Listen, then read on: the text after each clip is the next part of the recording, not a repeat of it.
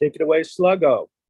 Hey, everybody, it's Harvey Sluggo Wasserman back for the 148th Green Grassroots Emergency Election Protection Coalition call. We are gathered for a truly monumental. We're gathered. Hey, I'm going to start again. We just started the recording. Hey, everybody, this is Harvey Sluggo Wasserman. We're back for the 148th Green Grassroots Emergency Election Protection Zoom call, hosted by Mike Hirsch, Steve Caruso, Wendy Liederman, Tatanka Bricka, Myla Reese, and so many other great people. We're starting off with 40 people, and we're going to be talking today in the first hour, a monumental organizing moment. We have some great victories to celebrate and to coordinate and to cross-pollinate our organizing strategies. We have already had the Georgia Miracle led by the great Andrea Miller in Virginia and Ray McClendon in Georgia, and we put out a publication about that, about the Georgia Miracle. And we're now joined by the Ohio Miracle, where against all odds, the Grassroots defeated a right-wing attempt to restrict the rights of the public to change their own constitution. These are two huge, extremely important victories. And we're going to be joined by organizers from Ohio, especially Rachel COYLE. Steve, if you can confirm, I don't see her on yet, but hopefully she'll be joining us. He will be. What we want to do with the help of Wendy Liederman and others is to collate a document, a guide for organizing into 2024. John Steiner, I know, is going to be interested in this, as well as Tatanka Bricka. We've talked about that as well. There's a lot of grassroots organizing going on in California, of course, under the legendary blaze of Dolores Huerta and the farm workers. So we really want to make this a touch point, a starting point for a massive coordinated grassroots strategy to make sure that democracy prevails in 2024. And of course, in this coming fall, where we have a referendum in Ohio on abortion and I believe on marijuana.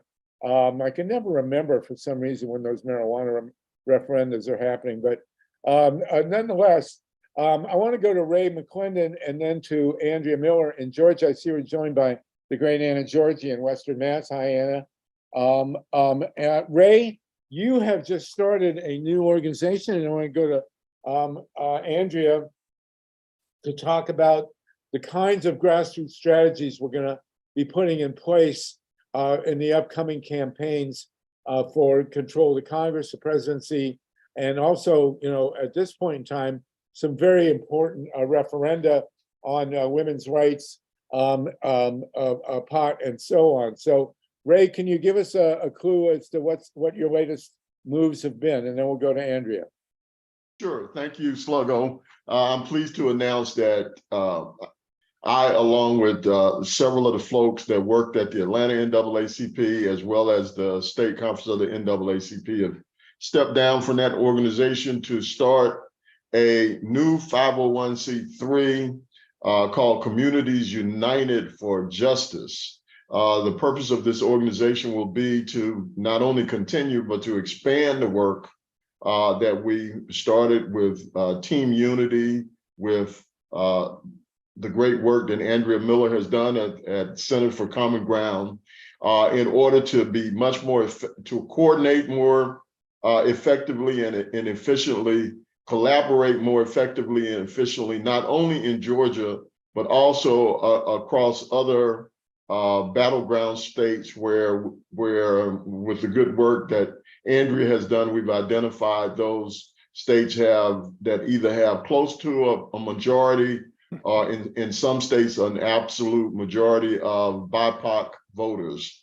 What this does is give us the ability to take what we've done with the Georgia Miracle or the Georgia Way and to expand that without any jurisdictional concerns that we had under the NAACP, to be able to go into the other battleground states across the Southern Crescent and beyond. So we're excited about taking these collaborations that we've been working on for the last 3 election cycles, using this new 501c3 that we put together to now start planning a strategy for both the 2023 off-year elections and be in position to jumpstart 2024, moving into the early primary season with a renewed, reinvigorated effort. So we're excited about this new organization, and it comes at a perfect time for us because we are, as Sluggo, you've been asking us to connect with like-minded organizations in other states. We've taken that to heart, and now we're in position to work with Andrea and others in these other states and take these same components that were successful in Georgia and work with similar organizations in the other states to move forward. Well, that's great news. What is the, will you put the name and the links to your new organization in the chat so that everybody can sign up with you? We are joined by Rachel COYLE. I assume you're going to be in multiple states, Ray, is that correct? That's absolutely right. We want to focus on, number one, the Southern Crescent, from Virginia, North Carolina, South Carolina, Georgia, Florida, Alabama, Louisiana, Mississippi. But we're also looking at other targeted states such as Ohio, where we know that it will be a critical battleground state, and where many of the organizations that we have worked with here in Georgia are also in existence in those states, some of which have already reached out to us to want to replicate the Georgia Miracle in their respective states.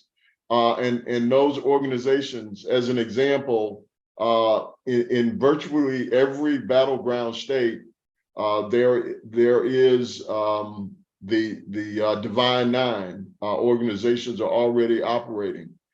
We know that in many of these same states, the Prince Hall Masons that you and I have talked a great deal about, and that was very effective with us here in Georgia, also operate.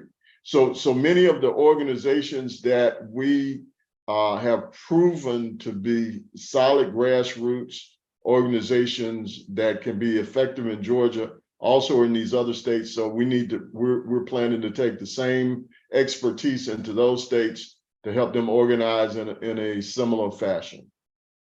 Fantastic. That's really great. I assume along the way you're going to try and merge the SEC with the Big Ten. Is that?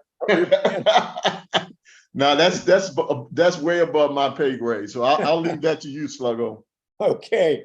Well, that's fantastic stuff. So everybody listening, you know, Ray is one of the great grassroots organizers of our time, and that he's got now a new organization that we will be able to work with state by state, and to really deploy the kinds of tactics and strategies that have been used in Georgia and now Ohio. And we're joined by Rachel COYLE from Ohio, just coming off her a great victory there on the referendum. Let's go to Andrea Miller, and then we'll go to Rachel COYLE, and then we'll be joined by Vinny DiStefano, who's going to talk to us a bit about the tactics being used on the Assange campaign, which we also want to merge in. So Ray, I don't know if you and Andrea have met Rachel yet, but you need to be in touch. And Rachel's at the heart of a really powerful movement in Ohio, and that just won a big victory with the kinds of tactics that we want to be using leading up to 24. So go ahead, Andrea Miller. Well, hey, Harvey, it is lovely to meet you. Rachel, always fabulous to see you, Ray. One of the most important tactics that people can use when turning out voters of color, and that is our specialty here at Center for Common Ground, is number one, you need good information. The other thing you need to do is you need to make sure that the information you give to voters gives them information that is going to make it possible for them to vote. So I work with Ray and Team Unity to put together GOTV information that basically did three things. It told people, here's my plan to vote. And it listed what are the three methods people could use for voting. Are they going to vote? That's not well, okay. Are they going to vote by mail? Are they going to vote on election day? Are they going to early vote? Because each method requires different information. So we let them choose, all right, how am I going to vote? And then, are you in a state or an area where you have a free ride to the polls? How am I going to get there? That's part of the plan, especially if you're older, if you're poor, you don't have a vehicle. How am I going to get from where I am to where I vote? And then we need to remind people, this is not about personality. You are not voting for prom king or prom queen. You are voting for someone who is going to help you resolve the issues that are in your community. And we've already surveyed the community, and then we give them, your issues are ding, ding, ding, ding, ding, ding, ding, ding, ding. Oh, right. That's what's important to me. That's why I'm voting. When they turn it over on the back, here are all the early voting locations in their county, the dates and the times that they are open. Here is the phone number of their registrar. Hopefully everyone understands that early voting information lives solely on the internet. It is not on voters' voter card. It doesn't get mailed to them. It is on the internet. And if you don't have the internet, you don't know where to go and vote. You are limited to maybe election day, which is on your voter card. In Virginia, and we've got an election this year, we have 45 days of early voting. So we are already calling voters about this election and going, you may be wondering why we're calling you in August about a November election. That's because voting in Virginia starts on September 22nd. So we remind people of what it is that they have. And in every script, in every text message, what's your plan to vote? You want to vote early, you're voting on election day or whatever. We are always giving them the phone number of their registrar. Everybody's got a phone, or at least knows somebody with a phone that's nearby. And then if you have a problem voting, who do you call when I have a problem? Virginia has same-day registration, and we generally only work with voters who are already registered. So we are not out there trying to register voters. There's 9,000 organizations that register voters. We've got hundreds of thousands of voters who are registered and they don't vote.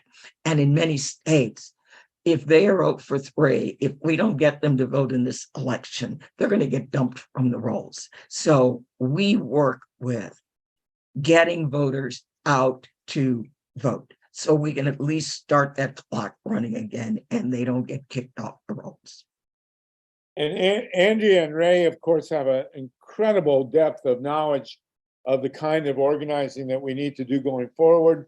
We're going to update the Georgia Miracle book that they did to include Ohio. And I want to bring in Rachel COYLE now from Ohio. Rachel, with 70 people on the call, welcome to the world of Andrea Miller and Ray McClendon and successful grassroots organizing. Great to be here and great to virtually meet you. It's so exciting to come on these calls every week and hear from people who are actually doing the work and having results, because it makes you feel less alone. So Rachel, tell Andrea and Ray and the rest of us a bit about how the grassroots forces won this referendum in Ohio, which was a total setup and completely designed for the right wing to, crush the use of the referendum in Ohio, and you guys crushed them. Tell Ray and Andrea and everybody else how you did it. Yes. So we've got one party control in Ohio, and pretty much the only power that the citizens really have left is the ballot initiative, where you can collect hundreds of thousands of signatures, put an initiative on the ballot and amend the Constitution. And we had started collecting signatures to put abortion rights on the ballot this November. And they're also collecting signatures to put an anti-gerrymandering amendment next year on the ballot. So two big things that could change the entire landscape of our state. And all the polls were showing that abortion rights has about 59% support in Ohio, which is a clear majority. So the Republican legislature put their own amendment on a special election in August to change it so that you would need 60% of the vote in order to pass an amendment. And you would also need to you get signatures, thousands of signatures from all 88 counties instead of just the current 44. Pretty much impossible to do unless you know some billionaires, which I don't. And so we had just a couple months to tell the entire state that there was an election in August, which they never know there's elections in August. We actually banned elections in August last year, and then they brought them back. So we got everybody together, unions, grassroots groups, issue organizations, really every single organization, even if this isn't a major issue of theirs, because they know that someday they might want to put something on the ballot. We got on the ground quickly, knocking doors, making phone calls. We were on every form of media. So not just TV ads, but streaming services. We were on TikTok. We were on social media. We were everywhere, and fast. So but for the first month of the campaign, our side was the only message that people were hearing. And I really think that is huge, but also being everywhere. And then from there, we were able to win. And now we only need a 50% plus one regular majority in November for abortion rights, and next year to end gerrymandering. So it's very exciting. Tons and tons of people worked incredibly hard on this. I deserve none of the credit, but want to just give them all of the love in Ohio for working together and staying on message for however many days we got. We were counting it in days because of how short that campaign was. We also have Courtney Flynn from Ohio with ohiovotersrights.org. Okay, Vinny, if you can wait a sec, let me just go to another person from Ohio. I do want to point out, I know that Ray and Andrea, your groups concentrate on populations of a certain percentage of color, but in Ohio, we have Cleveland, Columbus, Cincinnati, Dayton, Toledo, and Youngstown, all of which qualify. So, plus the Ohio State football locker room. So, there are plenty of places that do go. Go ahead, Courtney Flynn, you haven't been on with us. Nice to have you with us, please. And then we'll go to Vinny DiStefano, and then Mila has a question for Ray. Go ahead, Courtney. Hello, everyone. My name is Courtney. I am the voter engagement manager at the Ohio Voter Rights Coalition. We basically work to just make sure that all eligible voters can cast their ballots with ease, and that no one's being turned away from voting for any unconstitutional way. So basically, we prioritize working in communities that are most likely to experience barriers to voting. So that's young voters, low income voters, Black, Indigenous people of color, people with disabilities, rural voters, any of those kind of people. And we just make sure that people are able to vote. And with a HB 458, which passed in December of last year, that really changed all of the laws in Ohio. So it specifically made Ohio the most strict voter ID state in the entire country. So now, before we were able to use a utility bill, a bank statement, a government verified bill, anything like that has your information and where you're currently living. But now it has to be a verified state ID with a picture on it. So that changed a lot of things in Ohio, changed being able to, vote easily. So now that just puts another barrier for folks that need to go and get an ID and, just so that they can vote. So we partnered with BMVs all over the state to make sure that they are really advertising that there are possibilities for free IDs and just all the things that we can do to support voters and make sure that they're able to get to the polling location either early or on election day. So, just the work that we're doing is really supposed to emphasize, access to the ballot. And That I have to say, that's the first appearance of a cattail in our presentation. So congratulations for that. But yeah, so we have regional leads that are on the ground in 8 priority counties, and they work to just make sure that we are getting people in the door, keeping them engaged. And our work really works because we have poll monitors on the ground that are at our early vote locations and our polling locations, and they stand outside and submit reports to us just about like what voters are experiencing on the inside, what problems that are coming up. And then we have a command center on the back end that has like a hotline that people call into when if they have a question, if they're having issues voting. And then our command center is a team of volunteer lawyers who will call the polling locations or call the Board of Elections and figure out what the problem is and why that person wasn't able to vote, and we can make sure that they are. So we have a lot of things in place, just like our Peacekeeper program, which is a program that we have for any sort of intimidation or political violence that we're seeing at the polling locations or at Board of Elections. And those are our clergy and social workers that are trained in de-escalation. And then they go to the site and they help kind of mediate the whole situation. So we have a lot of different ways for volunteers to get involved. Voter education is a huge portion of that. And just making sure, to Rachel's point, this was a very unexpected, unprecedented election. They outlawed August elections in December of last year. So this was really confusing for voters. So we just do a lot right now to prepare for the upcoming election and just make sure that voters know what's going on, how they can vote, what IDs they're going to need, and any other information. That's fantastic. And I want to point out that Ohio voters have passed 2 major referenda to deal with gerrymandering, and the legislature has completely ignored them, as well as ignoring the Ohio State Supreme Court. I mean, it's mind-boggling. These guys simply do not care. So, Courtney, I want you to know that you and Rachel have joined with 2 of the great organizers of our time, Andrea and Ray. And we have a ton of documentation from the Georgia 2021 victories that is applicable to Ohio, and that we want to merge all this material in. Wendy will be part of that, and we want to press ahead with it. I want to bring in Vinny DiStefano from LA. Vinny has been working on the Assange campaign and wanted to put in some stuff on grassroots organizing. Vinny, jump in. We've got 73 people on the call. Go ahead. There we are. Hey, well, thank you very much for having me, Harvey. But first, a big shout out to your baked potato T-shirt. I was just there about 2 weeks ago seeing Don, Randy, and Quest. There's a place in LA where people come and have baked potatoes. That's an incredible jazz venue. Yeah.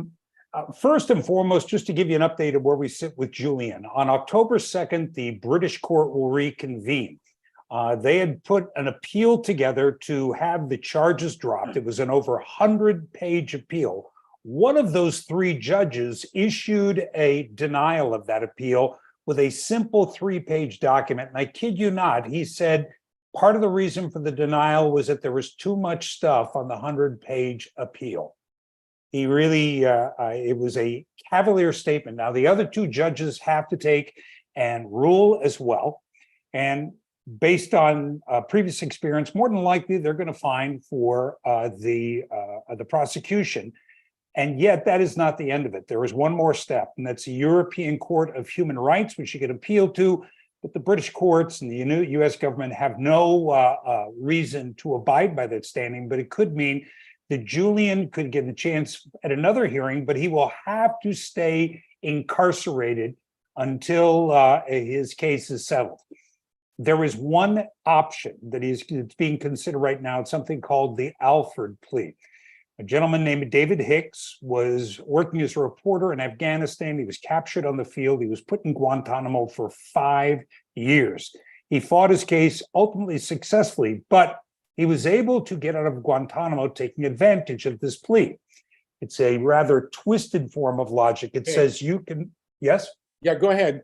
You can plead guilty, but you can maintain your innocence, saying that in a military tribunal, you will not prevail. He was able to go back to Australia and have his case overturned. The unfortunate thing for Julian is there are no lesser cases that he could appeal to. What, being a journalist?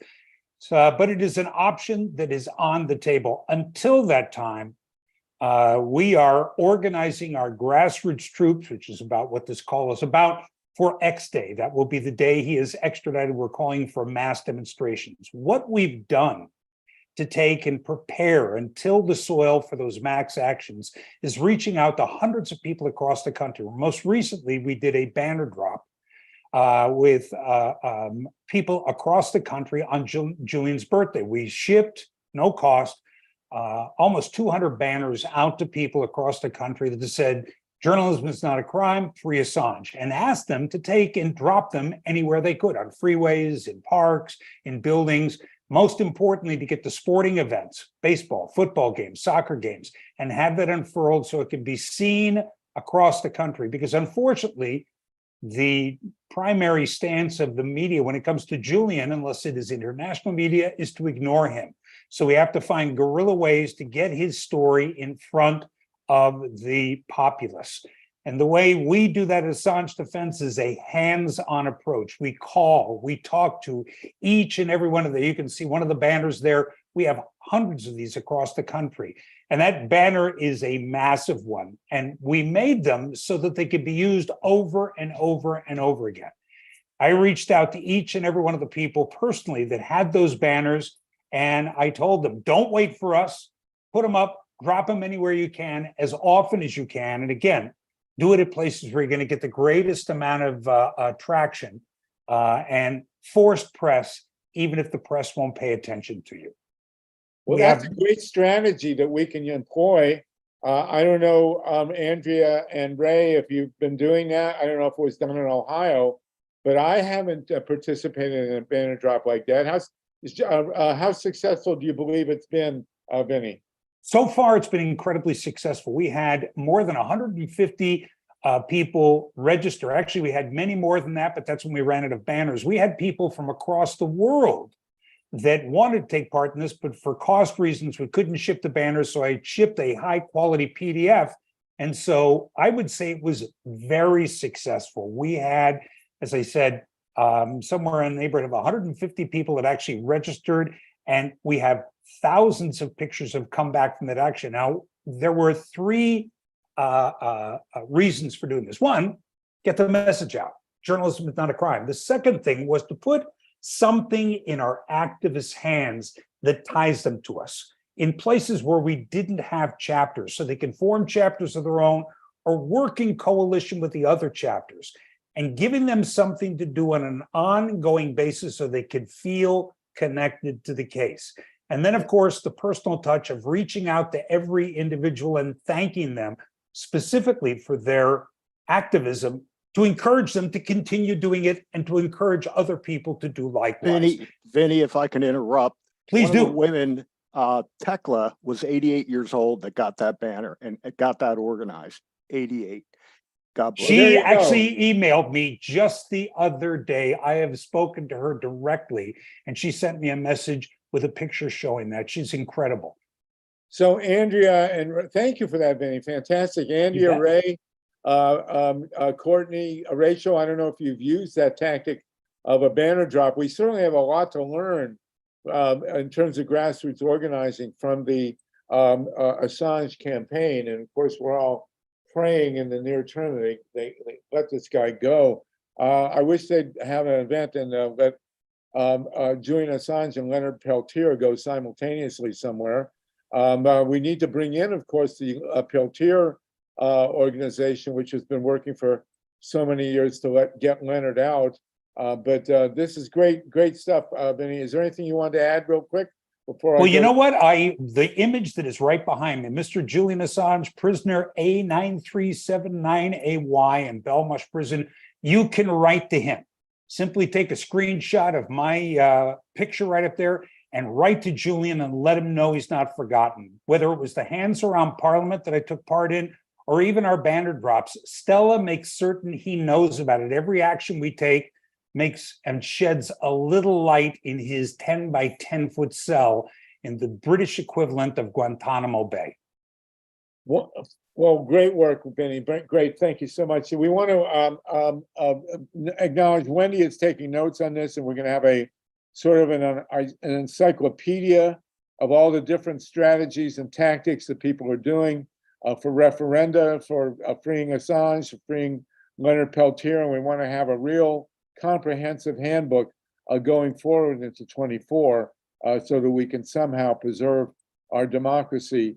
Myla Reeson, you had a hand for Ray McClendon. Thank you, Harvey. Ray, it's just always so great to have you on these Zooms. Thank you so much for coming back. And I'm really interested in your new project, and I hope you'll come back and update us about it soon. My question, which I've asked you about before, has to do with the great urban forest in Atlanta. And the now I believe there is a campaign to put a ballot measure on the ballot to allow people in that area to vote on whether or not to allow the project called Cop City from being built. It's my understanding that the Democratic Party establishment, including the Democratic mayor of Atlanta, has been opposing the putting that measure on the ballot. And I'm wondering if you can, it seems to me that that's somewhat of a, it could be discouraging to grassroots organizers. I believe they have gathered about 120,000 signatures of Atlanta residents, if I understand correctly. I'm wondering if you've been following the story and if you can give us an update. The update I have is that you are correct. The mayor opposes the ballot initiative because he supports the training facility going forward. So that's been the case for many months now. The challenge is, so it's not so much of whether or not it's his support, it's going to be whether or not the forces that are working to get this initiative will achieve the number of signatures that they need in order to get it on the ballot. I don't know what that number needs to be off the top of my head, but it seems like there's enough momentum for that to be the case. So it's going to boil down to what the will of the people will be on that going forward. But certainly the mayor's office and the administration are opposed to the ballot initiative because they are pro building the facility on the current site. Well, that's going to be a really interesting campaign to follow, and we'll keep our eyes on it for sure. Thank you, Ray, for that, and Myla. Steve Kaiser, and then Wendy. Go ahead, Steve. I just want to ask Vincent real quick, is the specific charge against Julian Assange espionage, and the British are weighing whether to extradite him at this point to face American charges of espionage? It's actually 17 charges of the Espionage Act. Oh, no. And there was one charge of hacking, but that's been completely disproven. And it is basically for possession of classified documents and publishing them. It's a really twisted portion of justice. And it has nothing to do with spying. It has nothing. And the only two releases that he's being charged against are the Iraq war logs and the Afghani war logs, which basically are truthful documents. Even the prosecution on the first day of the trial said no one was harmed by any of the revelations. It's pure vindictiveness for the unforgivable crime of publishing the truth. But it's there's actually 17 charges of the 1917 Espionage. It's a reframing.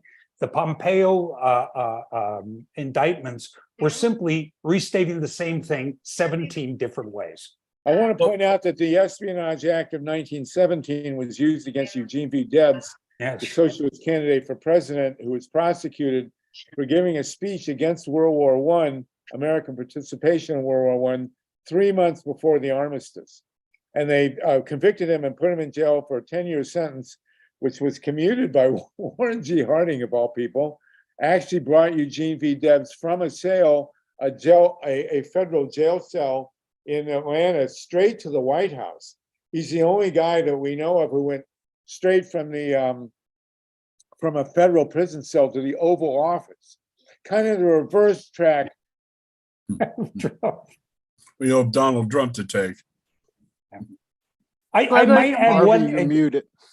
If I could add one thing as well, we have a symposium that is going to be taking place here in Los Angeles that is an author's symposium, which includes Carrie Shankman, who wrote the great book, Century of Repression, the 1917 Espionage Act. And it is a tutorial on how that is being twisted to silence, as Harvey said, dissent. From its get-go, it was simply designed to silence dissent against World War I. When are you having the symposium? When is It's it? going to be in early October. It's going to be a hybrid event. Hopefully, we're trying to secure the Annenberg School of Journalism. It will include Carrie Shankman, Stephanie Marizzi, who wrote the wonderful book Secrets and worked with Assange for 10 years at WikiLeaks. It'll include Tariqa Lee, who just joined us, who was the editor of In Defense of Julian Assange. It'll have a pre-recorded statement from Nils Meltzer, because he works for the Red Cross now and cannot take part, and Kevin Gastala, whose superb book, if you had not read it, Guilty of Journalism, the political case against Julian Assange. All of those authors will be there. We are shooting for either Amy Goodman, Juan Gonzalez, or Yanis Varoufakis as our moderator. Okay, let me go to Andrea Miller real quick. Andrea, I know you have to leave. Is there more that you would like to tell us about this ongoing project we're now inaugurating for an umbrella, omnibus document of which you are the master here of grassroots organizing going forward?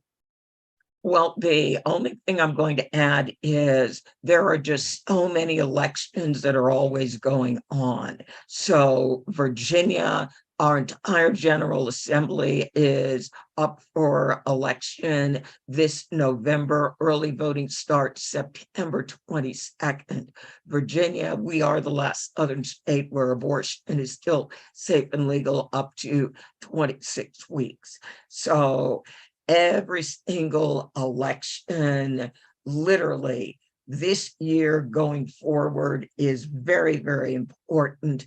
All of our wins hopefully put more steam in our sails so that we can replicate what we did, add new knowledge, and we can keep winning. So Harvey, thank you all so very much. And the wonderful folks who have worked on Ohio and will continue to work on Ohio, thank you very much too. And Ray and I, we're going to be working on Georgia's got municipal elections this year.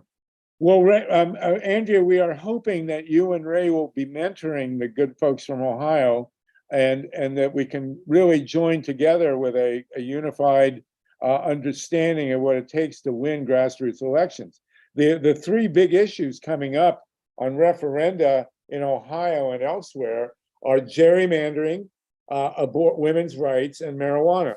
And, it's quite a melange when you think about it, but those are the three biggies. They're all going to be facing referenda fights in states, including Florida, probably, and maybe California as well. And so, we are looking at a wave. We have 80 people with us right now. We're looking at a wave of grassroots organizing that the people have to win. And Georgia was the big one, and that you pioneered with Ray. And now we've got Ohio on board where we've got a big victory, and we need to push forward. Ray, is there anything you want to add before? Yeah, I just want to say that we would not be confident in stepping out on our own with Communities United to help coordinate this coalition if we did not have the technology backbone that the Center for Common Ground provides. Andrea, in addition to being a great strategist on GOTV efforts, also is a technology savant, and what she has done is to really put in place a technology platform where we now don't have to go and beg third parties, a lot of whom don't even have data that's owned by domestic corporations. They're owned by international corporations. So for the first time, grassroots organizations have a capacity to work with someone who is here in the United States, where those organizations, especially for people of color, can go to somebody like the Center for Common Ground and know that they have the best scrubbed data available that is curated for our target markets across all of those states. And that's something extraordinary that had never been done before. And Andrea deserves a lot of kudos for having the forward thinking to begin to put something like that in place that we can now use and have granular data that is accurate to go into all of these different jurisdictions. And that's going to be a tremendous competitive advantage that we'll have going into 2024. And your technology, I assume, stretches into far off remote areas like Ohio and Florida. And so I'm going to hope, and maybe we can facilitate, Andrea, and Ray, with Wendy and Courtney and Rachel, the beginnings of a multi-state coalition here to do this work going forward. I mean, Ohio, Florida, and Georgia with North Carolina become very much joined at the hip in terms of key sort of pink states that we can push in our direction with good grassroots campaigning. Well, I like the organizing that is going on in Ohio. That is great. I am not seeing that level of organizing going on in North Carolina. I see a lot of money being spent in North Carolina. I am not seeing good organizing. Well, let's start with you and let's get you and Rachel and Courtney and Ray together, and we'll take the documents that we have and we'll build on them, and soon we'll have a joint document a guidebook that will lead us to the kind of grassroots campaigning that we need. And I hope your assessment of North Carolina, which probably has some truth in Florida as well, will come, that we can transcend all that. I tried to work in Florida for several years. People in Florida don't want to work with me. Well, we'll see. We got one on here that will. That's named Wendy will. So, and we may have Carolyn MP. We do have a toehold in Florida. Let's put it that way. And Florida is a giant state. We need a lot more than a toehold to do anything with that state. And I won't even comment on the governor, but Ohio, listen, I lived in Ohio for 50 years, so God help us. We need to make some progress there, and you four are certainly the people with Wendy to make it move ahead. Let me go to John Steiner, please, John, and I see we're joined by Camilla Reese. John, go ahead while we got Wendy. Harvey, I only lived in Ohio for 18 years, but I visit regularly. For Andrea and Ray, what do you think it's going to cost to really get you guys off the ground and moving with the kind of power that you deserve to have? Well, for me, I've got to buy more IT. I permanently keep Georgia and Virginia because people weren't willing to work with me in North Carolina. I gave that system back. So I don't have North Carolina, and I don't have PDI data for Ohio yet. So I figure realistically, $200,000. No, I'm not even going to say that. I'm going to say $85,000 to run IT in any given state. Okay. Yeah, that's just the IT. So depending on how many people we're putting on the ground, that adds on. Since we run elections on our C3 side, we are faith friendly. So we have 50,000 faith partners who work with us as volunteers. So when we build the systems, the volunteers will come. Cool. And, Ray? and that's very critical, John, to the overall strategy. We're not trying to build up a lot of bureaucracy in the different states. What we're trying to do is coordinate the armies of volunteers that are already there. So what will need to be done on top of what the technology that the Center for Common Ground brings to the table from our standpoint will probably cost for coordinating those efforts as we go into different states. I would estimate between $150,000 to $200,000 per state that we want to target on top of that. And Harvey and Ray and Andrea, what do we think? Is it worth to consider a national GoFundMe campaign for these efforts? Are you guys thinking about that or talking about it yet? Well, that, I don't know if that, and Rachel and Courtney, we want to include you in Ohio too. That's an interesting idea. Camilla Reese is on the line with Dave Saltman, and they have expertise in the fundraising area as well. We should probably talk about that in a couple of weeks. All right. I agree. That's I think we need to do some strategic planning Yeah. and come up with what works for the states that we want to target. Because there are different states that have different objectives. It's going to look a little bit different in Ohio than it's going to look in Georgia than it's going to look in Virginia. So we need to have those kinds of conversations. That's why it's great to be doing this at the end of August, because going into September and October, we'll need to have a game plan ready to go out to people as to why this will work and what we need for specific states going into the late fall. And we're joined by Russell Green, who also has a good background in that. Go ahead. Let me just say one thing in closure here. I think some of you guys know Bob Furtick, who has some incredible lists, which he is willing, I think, I don't know what it'll cost to use for this kind of fundraising on a state-by-state basis once you all are ready. Well, you know what, John, I think what we should do, we're joined by Russell Green. Camilla Reese is on with us. We still have the two folks from Ohio. We should call together, maybe Wendy can help coordinate this, a separate call just on funding for the people to work this with. And Rachel COYLE, can you chime in here along with Courtney from Ohio before Andrea has to leave? Rachel COYLE, you with us there? Yeah. What kind of fundraising did you do in Ohio?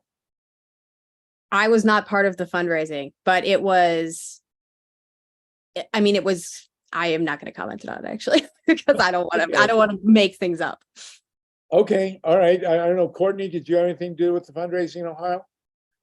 If not, listen, we got 6-8 great people here to talk about this. So maybe Wendy and John, if you could coordinate pulling together we can host a Zoom on funding for Ohio and for the Center for Common Ground and for Ray's new group, and move ahead with that. I'm sure Russell Green would be interested in Camilla Reese. That would be a great outcome to come out of this. And of course, the Assange movement also raised a lot of money, and Vinny is a smart guy, and we should have him on as well. And we can have it as a baked potato. All right, you guys. Andrea, I know you've got to go. Thank you so much. Wendy, go ahead. Wendy, you want to jump in before Andrea leaves? Please, thank you so much. I'd raised my hand for a quick comment about Vinny, but I have a couple things I just want to bring with you guys real quick. So I'm going to speak fast. The thing I wanted to say with with Vinny, I know you can keep up. So with Vinny, I met Vinny DiStefano because I tabled for Assange at a Roger Waters show, which I know some people Roger Waters, I love him, but point is that it was such major outreach to audiences that are not typically involved in politics and activism, and breaks down that barrier. Same thing with the banner drops and all those things. So that's just a great way to reach younger audiences. If you can get in with musical groups and different events that just expand the reach beyond what is within, like we're kind of, I don't want to say preaching to the choir, but you know, people that might not even be registered. And also like free press, without voting and without free press, like nothing gets done. What Mila brought up with the Cop City thing, they're denying signatures, which like the signature matching that happens a lot in Florida. I'm working on the abortion petition in Florida. And what we're seeing is people are thinking that they're registered and they're not. Because if they've moved, we're in a wave of evictions right now. If they haven't changed their address with the DMV, they get purged from the voter rolls. So that's something if you guys want to comment on. And I just want to tell Andrea, like in Florida, it's the progressives versus the Democrats. The Democrat Party is establishment, it's status quo. We're working with our caucus. We want to have a forum, invite you guys at some point.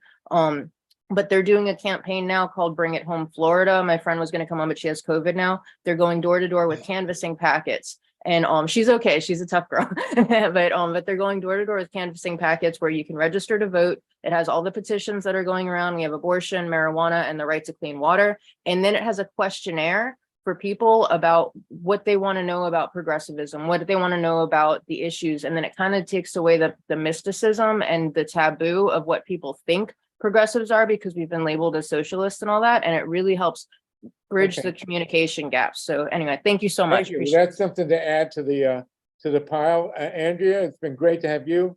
Is there anything last word you want? We ask people, we never tell people what they believe.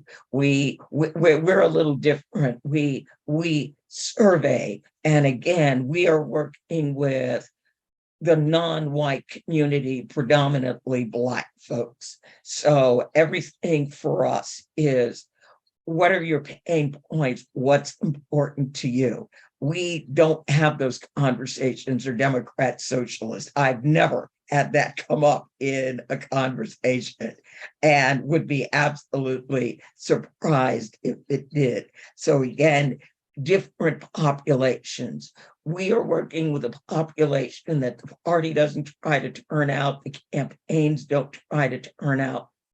They're, quote, abandoned voters. And we know that if we don't get them to vote, then it is exactly like Wendy said, they won't be able to vote because they're going to get kicked off the rolls. Whenever you do signature gathering, have a tool with you where you can check the voter registration status of anybody signing that petition. So again, we don't really register voters, but we carry the tool on outreach circle so that if we did need to check, we could. Thank you for that. And again, I want to, with Ray, if you want to get a last word, we want to join you with Russell Green, Camilla Reese, and John Steiner, John and Margot, and Rachel and Courtney from Ohio, and see if we can pull together a good focus group on funding. Okay, Ray, do you want to say a last word on that? No, I just want to say we're excited about it. We're excited about taking our coalitions to the next level.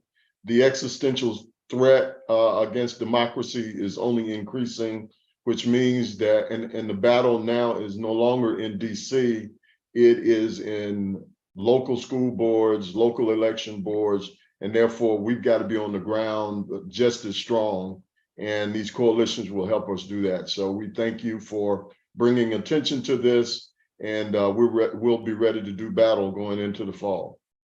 Wonderful. Rachel and Courtney, do you want to jump in with a last word on that? Rachel, are you still with us? And Courtney from Ohio? Go ahead, Rachel. You're good. You're good. Here, I'd be interested in those conversations. Excellent. Okay, Courtney? Absolutely. We're always ready and excited for support in Ohio. All right, good. We'll pull it together. Wendy will be at the center of it with John, Camilla, Russell, and we'll roll on out. What a great session. Exactly what we wanted to have. Thank you so much. Eric Lazarus has hand. Good to see you, Andrea. Good to see you, Raymond.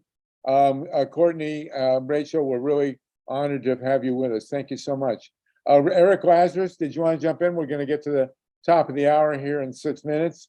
I did want Russell Green to jump in. For my Progressive Radio Network listeners, we're nearing the end of the hour. This has been the 148th Green Grassroots Emergency Election Protection Coalition. I want to thank Dylan and Rodney for getting us on the air, along with Steve, Mike, and Wendy.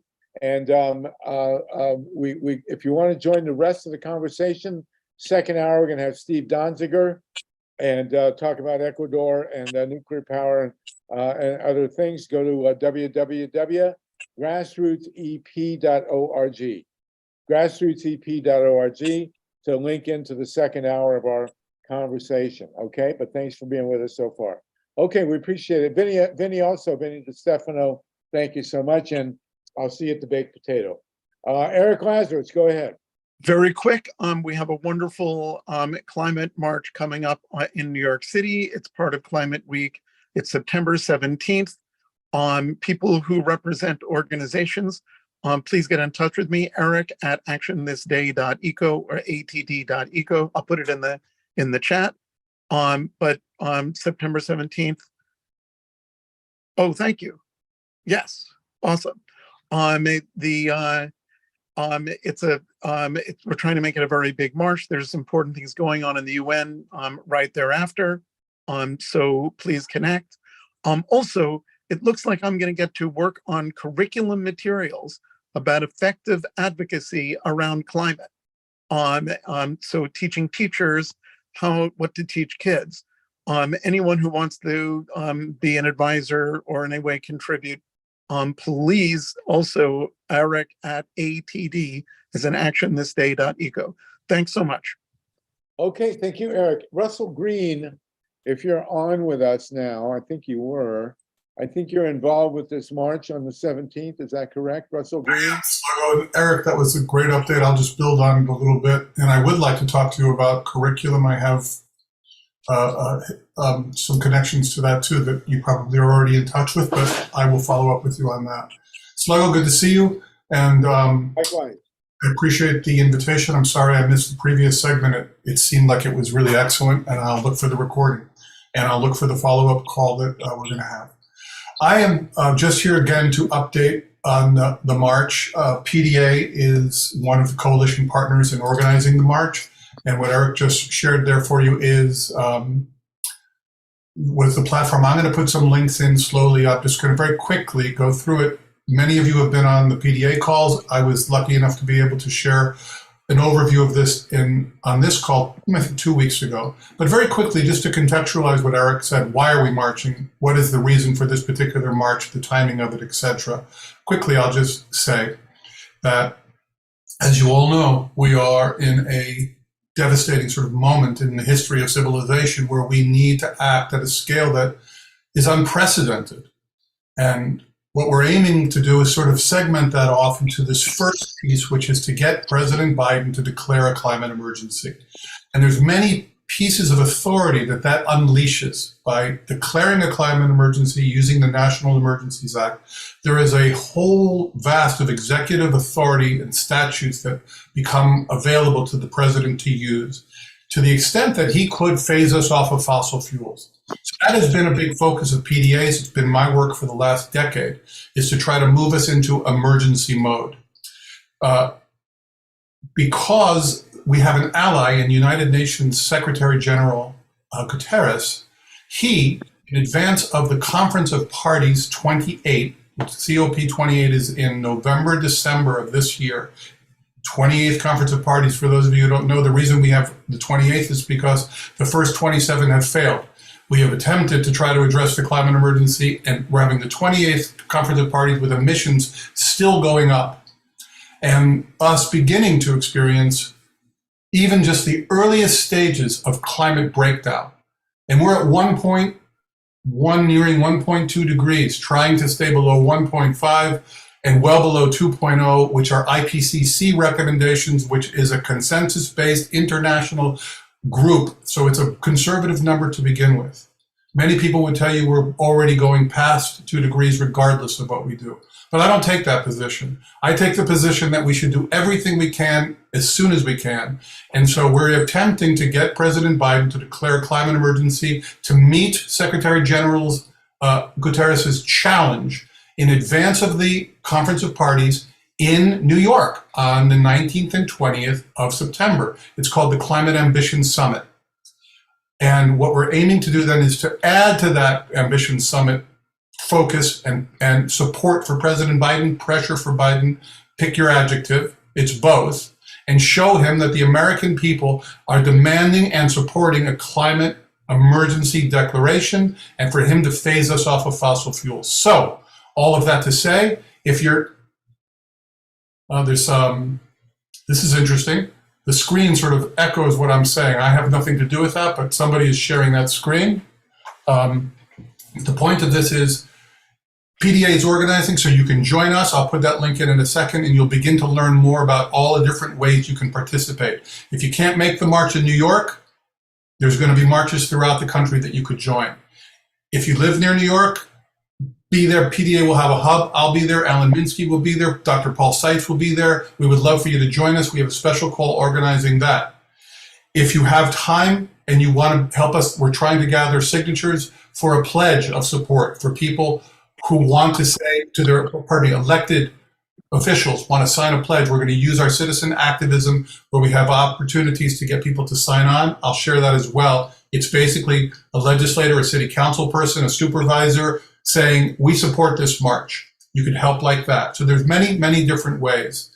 And then there will be many opportunities for direct action. If you're the type of person who is ready to do that, you can participate. So all of that, you can find out more with the links I'm about to provide. You could join PDA's efforts. If you have a different organization that you are leading or a network of organizations, please share it with all of them. The more people that show up to this march, the more people that are engaged in this march, the better. So thank you for the opportunity to update. I'll start posting some links. Just to be clear, the actual march is on the 17th. I see somebody asking a question. And many of you represent organizations. So this is a perfect time right now to go to that website and be and if you're authorized to be a supporter. We just cracked 500 supporters, right? Supporting organizations, didn't we? Yeah, Thank you. that's right. So I'm starting to drop those links, and now any questions, I'm available while I'm doing this. Okay, so it's at 56th Street at 1 p.m. on the afternoon of the 17th, September 17th. Is that right? In New York, and there'll be buses and trains and carpools coming from all the surrounding cities of New York. All of that information is available. Okay, this is a big, big, big deal. Let's go to some callers here. Forrest and then Mark Harrison. Forrest Beaudoin and then Mark Harrison, please. Yeah, hi.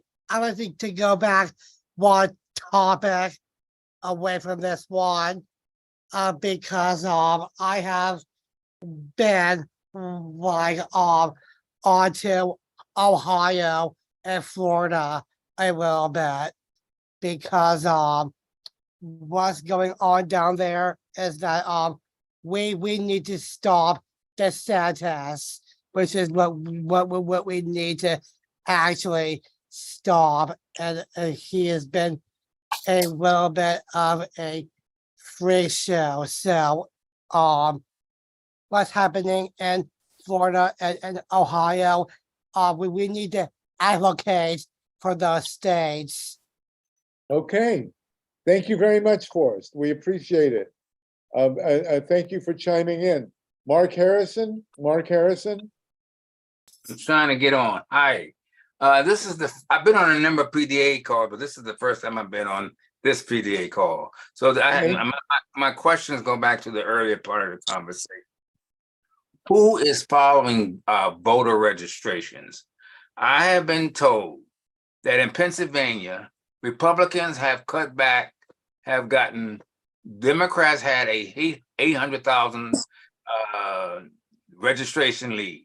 Now it's been cut back to 400,000. Republicans are registering there. And registrations in Arizona.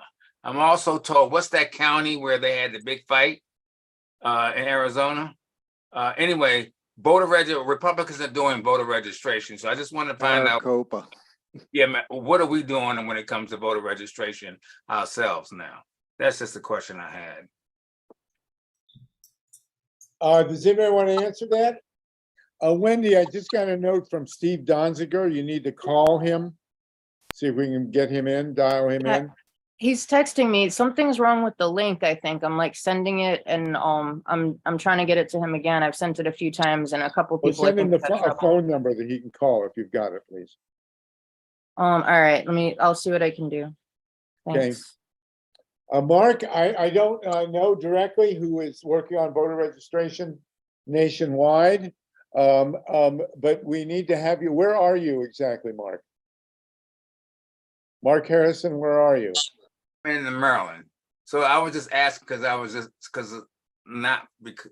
asking to find out what groups were doing. That's all. That's why. Well, the Center for Common Ground and Ray McClendon's new group and the groups in Ohio, they all work on voter registration.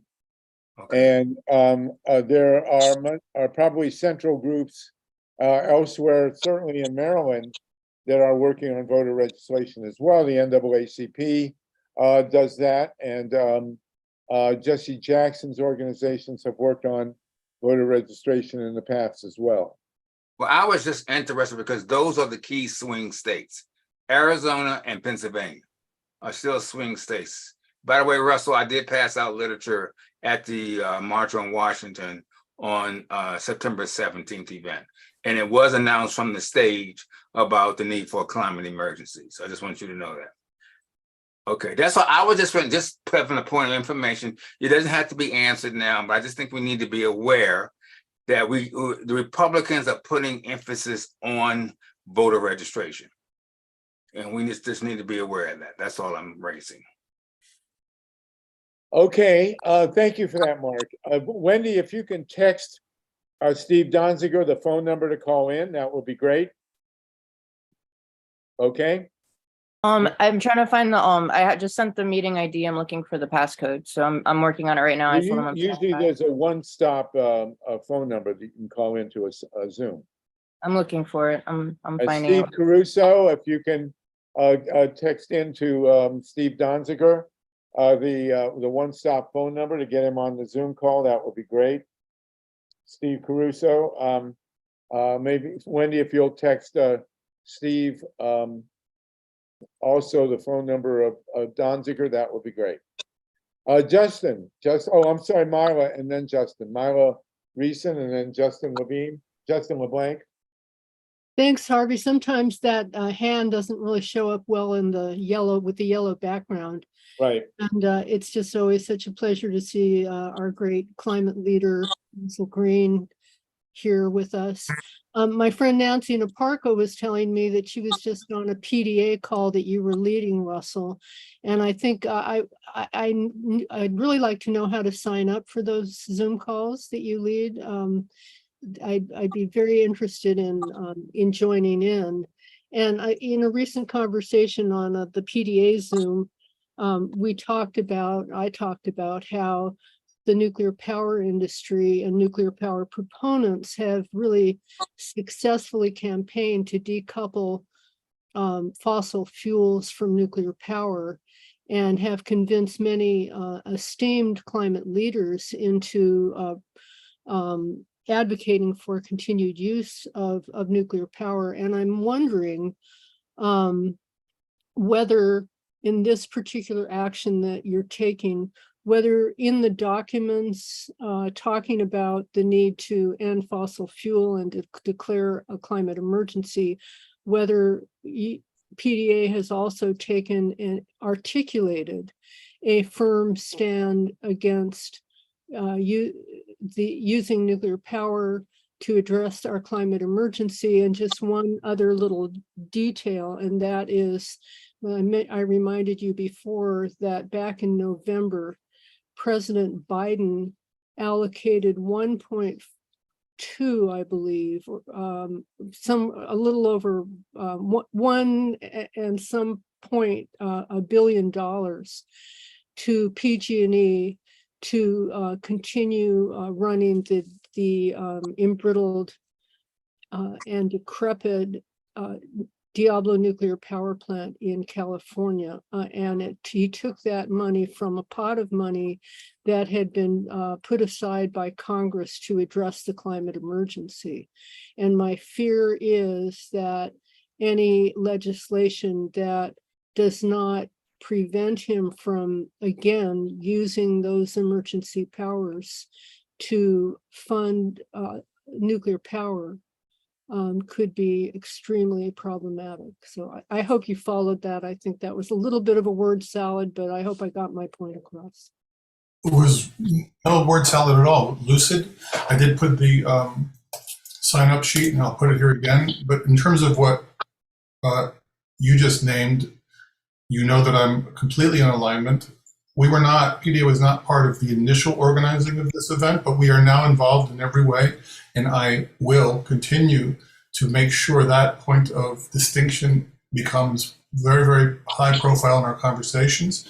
And I already committed to you that I would make sure that when we're in conversation with Blumenauer's office and Sanders' office, as we move into the next phase of this, I didn't mention in my comments, but PDA also has pretty powerful congressional liaison program. If you're not part of it and you want to be a citizen activist at the level of visiting your congressional offices every month, we're focusing our contribution on this march to also be at a congressional liaison level, and we're going to focus on the climate emergency, concurrent climate emergency resolution that's in the House and in the Senate.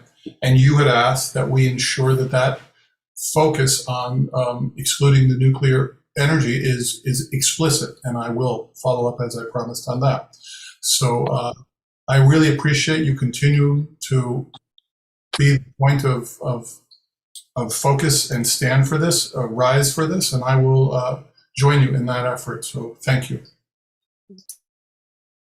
Okay, does anybody else, we have an Aaron Wozniak. Is that Aaron? Are you with us here?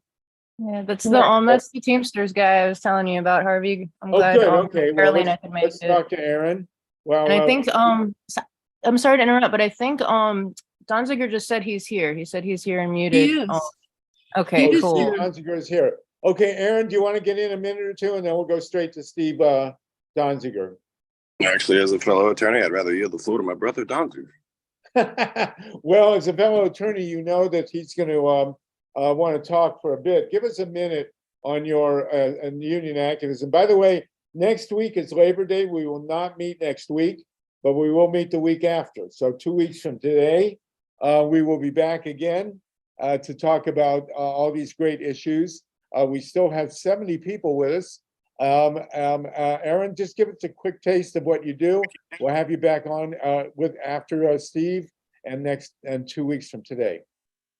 Yeah, so overall, in my official capacity for the Teamsters, I bargain contracts for them for Local 251. We've got over 120 CBAs, about 7,500 members active right now. And we are easily the most militant local union in North America. You can go to Teamsters251.com and learn more about us. You can look at our website or check out our Facebook or Twitter. But we take the fight to the boss, and we don't stop till we win. We have victory after victory because we believe in action as a model. And I think that transcends really the entire labor movement right now. If you look at every corner and every space of organized labor, we're under attack. Doesn't matter where, doesn't matter who, doesn't matter when right now. We're pitching in to come back as a movement, to grow back in big numbers. And it all starts with that basic organizing mindset that any good unionist has. Well, listen, are you involved with voter registration and referenda campaigns and things like that? I'm in my private capacity. I certainly help out with certain referendums. Okay, well, listen, we want to get you involved in the loop here. We've had just a great organizing meeting here to link together grassroots movements in Ohio, Georgia, Florida, elsewhere, and we want to have you with the union movement involved as well. I hope you'll come back in 2 weeks and we can give you some more time. Is that all right? Yeah, whenever you need me. So Wendy will coordinate that. We definitely want more participation from the union movement, and we need people like you out there at the grassroots. We're also joined. So thank you for much. Please give up. I think Wendy has your detail, but we will set aside a specific time for you next week, 2 weeks from now, to talk about the work that you do. Is that all right? Yeah, Wendy and I can sort it out, and I appreciate you having us on. We really do. We want you with us. Thank you so much. And now your fellow attorney is going to join us. Are you with us? Steve Donziger? I am, if you can hear me. We can hear you. We can't see you, but we can certainly hear you. And your fellow attorney, Aaron Wozniak just gave us, if I pronounced the name right, I'm sorry if I didn't. If Aaron will be joining us in 2 weeks to talk about union organizing. We want to hear your latest, if you can, Steve. I know you just spoke at a fundraiser with the PDA yesterday. We want to hear about this great victory in Ecuador. We've been talking about electoral victories here in Georgia and Ohio. And I've seen some, but not enough news coverage of a vote that was just won in Ecuador. Can you tell us about it? Sure. Great to be with you, Harvey, and everybody. Thank you for having me. Something very significant happened in Ecuador a few days ago. I mean, first of all, there was a national election for president that resulted in a runoff, but more to the point of this discussion is there was a referendum on the ballot put there after years of organizing by indigenous leaders, environmental activists, and others that called for the end to all oil drilling in a sensitive part of the Amazon rainforest called the Yasuni, which is an area that is a biodiversity hotspot. It's home to 2 indigenous groups that have never been contacted by by non-indigenous people. And this referendum passed with roughly 60% of the vote. And it essentially means that there can be no oil drilling in this huge area of rainforest. There had been some drilling by one oil company that now has to dismantle its operations, pack up and go home. And I think the broader significance is this is the first time in history that a citizen-led referendum using the ballot box has resulted in any kind of, end or even significant limitation being put on fossil fuel expansion in history. And I think this is very threatening, obviously, to the industry. I think the referendum process obviously is part of the history of our country here in the United States. And I really do think this offers something of a path for citizens to mobilize in a way that can end fossil fuel expansion without having to wait for the process of lobbying government and Congress and state legislatures to do what we all know needs to be done. So again, this happened in Ecuador, and I think it's an extraordinary achievement by citizens and a huge blow to the fossil fuel industry. So there was in Ecuador, let's just get this straight, an organized a movement to, obviously they had to get signatures to get on the ballot. Was this a dedicated ballot or was it part of a larger election? It was part of a larger election that involved a election. It's actually a huge election for president of the country, as well as the National Assembly. I don't know how much people are into Ecuadorian politics, but a few months ago, the president, Guillermo Lasso, basically invoked a kind of an unusual provision of the Constitution called Cruzada Muerte, which roughly translates into mutual death or mutually assured destruction, where he called for snap elections. He was about to be impeached. He called for snap elections, and in exchange, he was able to rule by decree for, roughly a 3-month period before the elections could be held. So these were those elections. But this referendum got placed on the ballot because of years and years of organizing, and it would not have happened this fast but for this other political development in the country that accelerated the timetable for the election. And how many signatures were required to get it on the ballot, and what was the margin of victory? There were over 750,000 signatures on the petitions, which I think was well over what was required. I don't know the exact number that was required. Ecuador is a country of roughly 12, 13 million people. The margin was far wider than anyone expected. It was roughly 60% margin, or the winning side garnered 60% of those voting.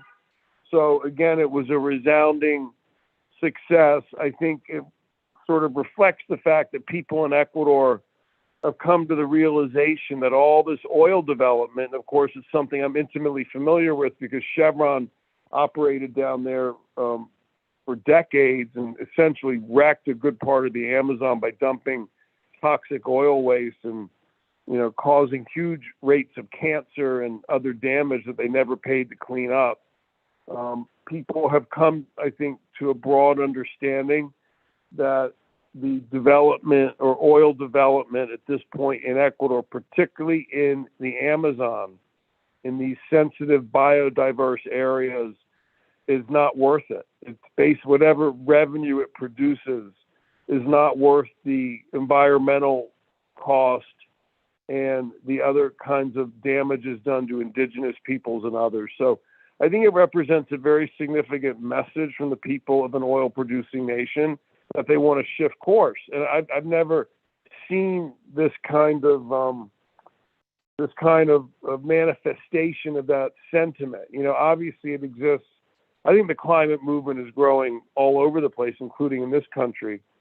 And I think there's a huge counter campaign by the fossil fuel industry to block it, to limit democracy, to shrink democratic space. So these kinds of things have a harder time happening.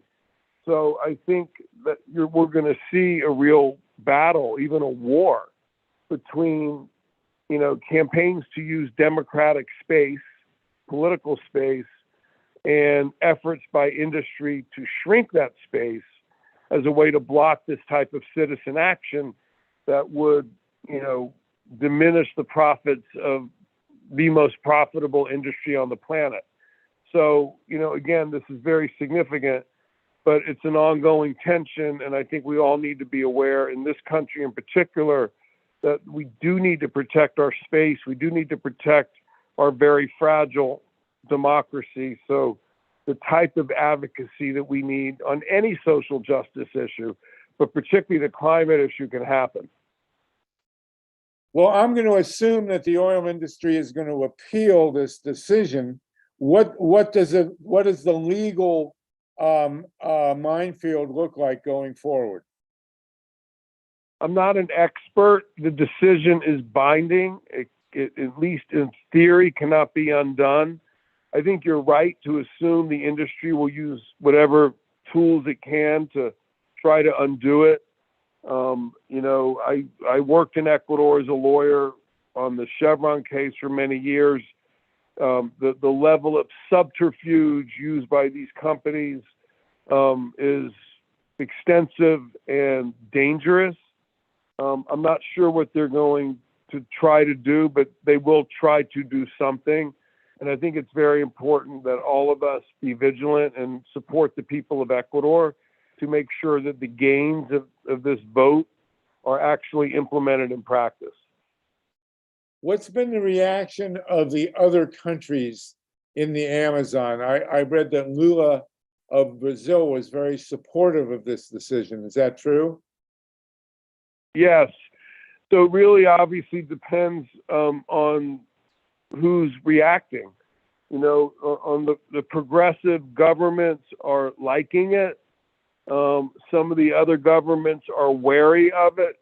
I think there will be preventive measures put in place by industry or attempts to put preventive measures in place in other countries to make it harder to bring these types of issues to the ballot. You know, just like we recently saw in the state of Ohio in terms of the constitutional amendment process. You know, there's going to be efforts to trick up the system and make it harder for people to express the majority will through the ballot box.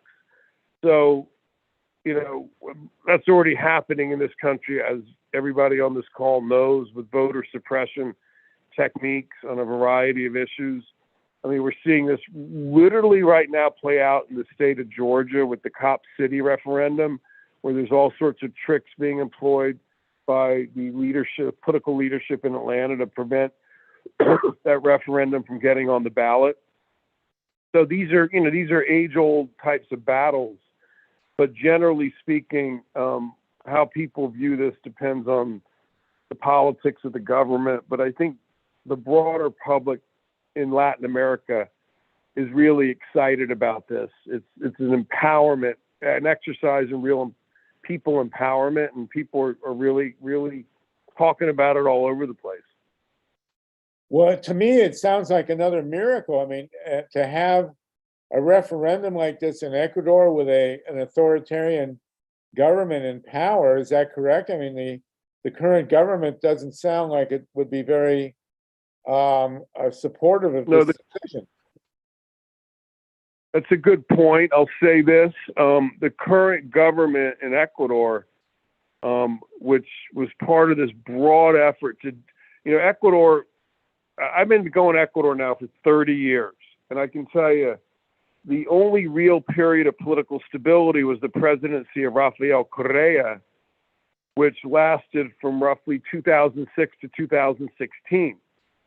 And he was a nationalist and a progressive.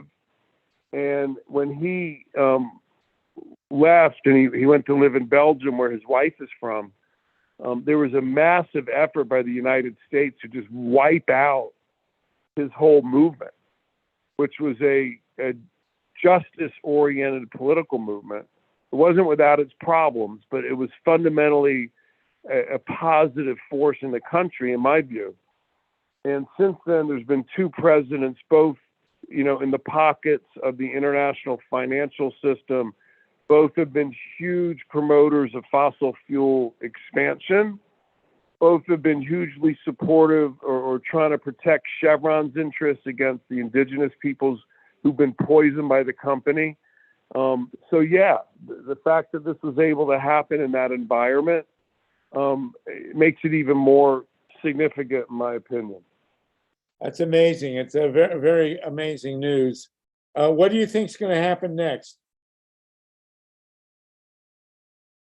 Well, I think there's going to, as with all games, there's counter reaction, right? So I think there's going to be a battle to get this thing implemented in practice as soon as possible.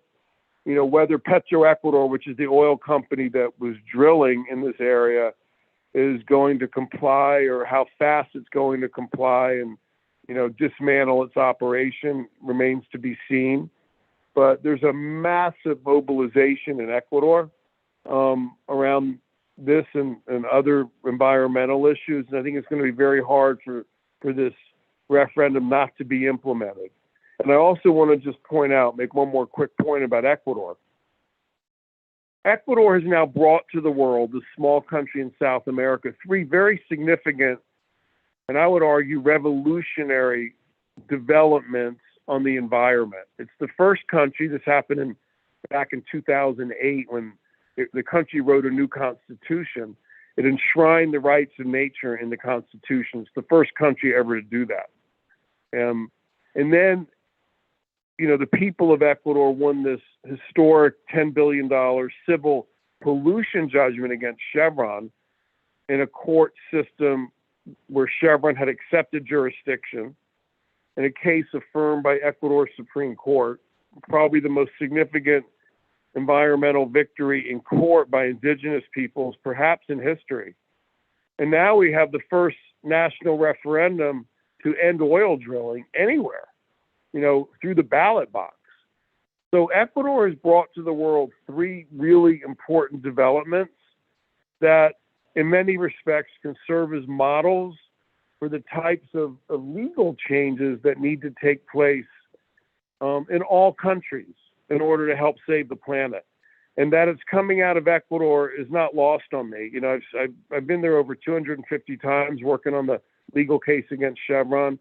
It really is an extraordinary country. I would argue a laboratory for innovation on many of these issues. So it's definitely worth paying attention to. Fantastic. Well, I wonder if we do have a fundraiser coming up for Steve. His case, case that Chevron has brought against him for being victorious on behalf of the people of Ecuador is outrageous. The fundraiser will be September 9th in the Topanga Canyon, California. Steve, if you can flash it up there again, that'd be great. I'm apparently a host or co-host. And if you happen to be in Topanga Canyon on September 9th, join us. But Steve has an astonishing story to tell personally, which we can get to later. But let's talk about this big victory in Ecuador. Mary, Wendy, Vinny, and Mila, please. Go ahead, Mary.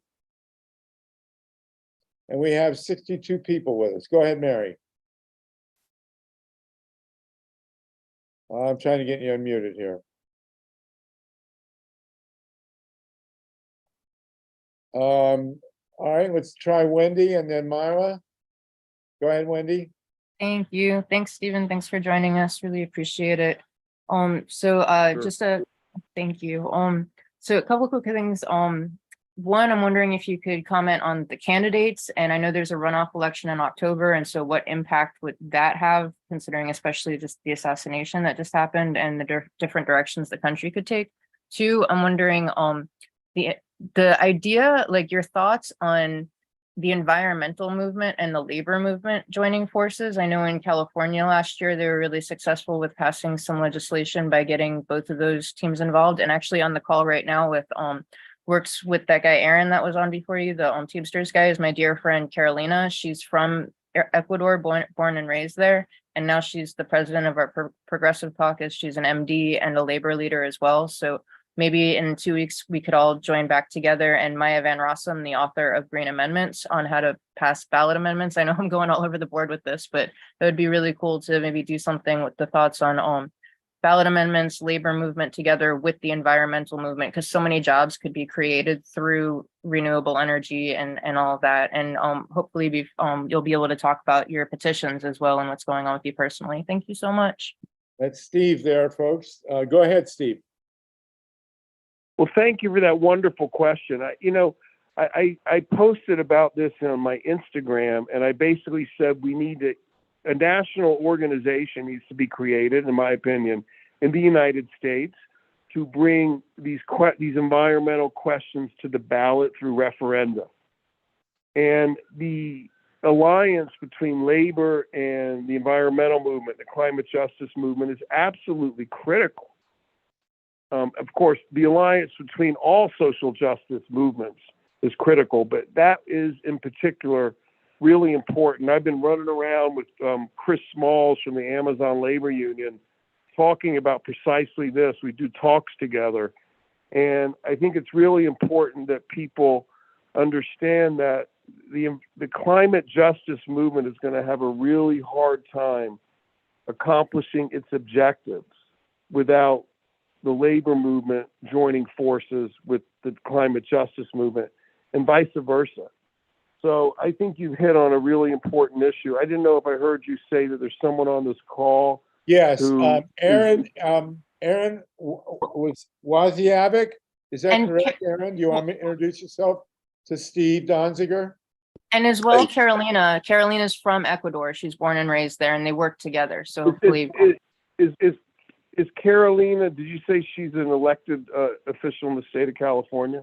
She was the president, the state Progressive Caucus president of Florida, and she resigned in protest of the Democratic Party. Now she's the president of our Broward Progressive Caucus, which I'm on the board of, and she's one of my closest friends, and she's on the call.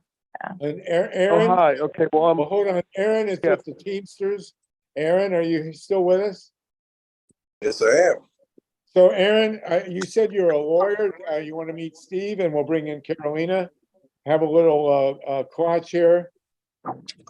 Yeah, actually, tell Steve what you do and how I might coordinate with his work, and then we'll ask Carolina the same. Yeah, well, Steve, I'm a business agent for the Teamsters, and then, privately, a big fan. I mean, in law school, we were studying a case. That's, hats off to you, brother. Keep the fight. When it comes to environmental justice and the labor movement were closely intertwined because we're talking about the same thing. We're talking about jobs, we're talking about improving infrastructure, we're talking about improving our grid, less travel time, more people. We're also talking about doing it in a sane way that's rational and humane. At some point, the bucks have to stop somewhere and somebody has to do the labor, right? So at that point, that's where it becomes a matter of value for the amount of units that we're willing to put in for anything for work. I think after the pandemic, we've really started to see that, people aren't just interested in good paying jobs. They're interested in good jobs that do good things for good people. So a lot of people are looking for better work satisfaction on top of increased labor value. And I think the blue-green opportunity there with environmental justice is probably one of the best outlets we have to rebuild and then reclaim surplus labor value. Steve, Well, you guys should coordinate and exchange contacts. Yeah, thank you for what you do. Where do you live, if you don't mind me asking? I live in Providence, Rhode Island. I'm a member and a business agent for Teamsters Local 251, and I'm down in Miami organizing, like they had alluded to, with my sister Carolina and others with the United Teachers of Dade. Awesome. Well, good luck with that, and let's definitely through Harvey or Wendy, let's exchange contacts, and hopefully we can have a broader conversation about some of these issues. Really, congratulations on what you do, man. It's awesome. Absolutely awesome. Carolina, do you want to jump in here? Carolina, jump in with Steve and Aaron. Hi, everyone. Just happy to be here. And Steve, that's great. I'm happy to hear some good news coming out of a very tumultuous country where I was born in. And it's good to see that this story that started with you is coming to some or closer to our resolution. So I'm very happy to hear that. And like you, I'm also a fan of Correa, and I know that he was not perfect, but there were a lot of things that started working for the working class in my country and of origin. And it is really happy to see that people are paying attention to this kinds of thing. Well, we're going to have Aaron back. Oh my God. Go ahead, Steve. Go What's ahead. that? Go ahead. No, I'm just so moved to hear your story, and I love it to hear about people born in Ecuador who are elected to political office in the United States. It's just amazing. I mean, I know so many, or at least a few people that have gone on to really successful political careers after being born in Ecuador, and I salute you. I hope we get to meet someday. Oh, anytime. If you're here in Miami, please reach out. I'm going to ask Wendy to send you my contact information. And if I'm up there, I'll make sure that I reach out as well. Yeah, definitely. Big hug to you and Aaron. You're doing great work. Well, it's great to be able to connect you both, all three of you. It's terrific. Thank you, Wendy, for making that happen. I'm still trying to unmute Mary Stonewall, and I can't do it. I don't know what's going on there. I'm unmuted. Oh, you are? Okay, go ahead, Mary Stonewall. Go ahead. Say hi to Steve and Aaron and Carolina. Hello, my fine people of Earth. In our earthly efforts, when talking about the oil industry and all that stuff, I want all three of your opinions on the aspects that if we go after just big oil, or we go after so-and-so who's running for office who has big oil in their back pocket, we're still whipping a dead horse that we've been whipping for the last since I've been protesting since the 60s. Okay. But if we all right now agreed that we need to put a referendum out there to kick all lobbyists, corporate lobbyists off Capitol Hill. Only citizen groups and nonprofits should be allowed on Capitol Hill, because this is a government for the people, by the people, not a government for the corporation, by the corporation. That we could do more before election with the next election, if we could get that passed before the next election. Because it doesn't matter who we vote for, eventually those big oil, those whoever companies are going to go and start blackmailing, tricking, shysting, whatever it is, and still be in major power of our money and of our country and our communities and our farmlands and our water supply and our water. Because like here in Washington State, they've outlawed you even to take rainwater. If they see you grabbing rainwater, it's a minimum fine of $250, and it can go up into jail time if they see you collecting rainwater. So that first, and then secondly, when it comes to Ecuador and other countries and the United States, we really need a building code reform in order to see the slowdown on climate change and to secure our natural resources and to protect our infrastructures all over the world. And then why is nobody mentioning that in today's society, in America right now, we have more US refugees than we have foreign refugees due to the natural weather phenomenons and disasters that we're seeing nationwide. And it's not on the lips of not one of our senators or anybody where on the news, or even when I come to these meetings, I don't hear people saying, my God, we have more refugees than we had during the Dust Bowl. Okay, thank you, Mary. Very appropriate and very well spoken. Much appreciated. Steve and Carolina and Aaron, do you want to comment on what Mary has just said? I would, Aaron and Carolina, why don't you guys go first? I've been talking a lot. I'd love to hear what you have to say. I think, refugees are always going to try to find a home. I think we have to be realistic about the, political state that we live in. This Congress, we might pass whatever we want, but we're dealing with a Supreme Court that's always going to wield Citizens United against us. So, Carolina? Yeah, what I think is that, first of all, I completely agree with you. Money has to get out of politics because it is part not only of the domestic political crisis that we have, but where we don't have real representation, the people are ignored and corporations take over. What happens also is that the power of those corporations goes beyond borders, and a lot of these economical demands and the economical power hungriness of these people continues to go beyond those barriers and continues to be the driving force for a lot of the abuse that happens outside of the country. And in the name of the American people, there's a lot of things that are happening, including what we just saw in Ecuador. It was Chevron, and it was actually Texaco before Chevron. But this is corporations that go and exploit everywhere, wherever they can, in the name of greed, and with their power that comes from those dollars, they try to dictate the fate of the working class everywhere. So I am really pretty much in your same place. I think that policies that benefit the people and the environment should be in the front line, and that's unfortunately not going to happen until we start removing the power of money in politics. And that's a huge fight that obviously can be taken into smaller bits, and labor is one major driver of that.